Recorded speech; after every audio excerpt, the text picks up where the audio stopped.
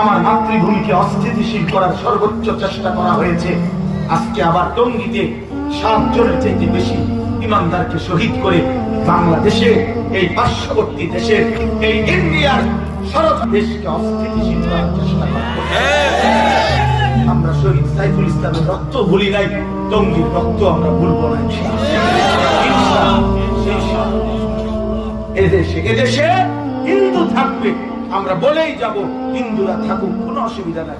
ইসকনের গুন্ডারা থাকতে পারবে, সোজা কথা, ইসকনের সন্ত্রাসীরা থাকতে পারবে। ঠিক এদেশে দাওয়াত ও তাবলীগ থাকবে, কিন্তু সাদের ভণ্ড অনুসারীরা টিকবে না ইনশাআল্লাহ। কয়জন শহীদ হবে? কয়জন? 16 কোটি শহীদ হয়ে যাবে একসাথে, 10 কোটি শহীদ হয়ে যাবে একসাথে।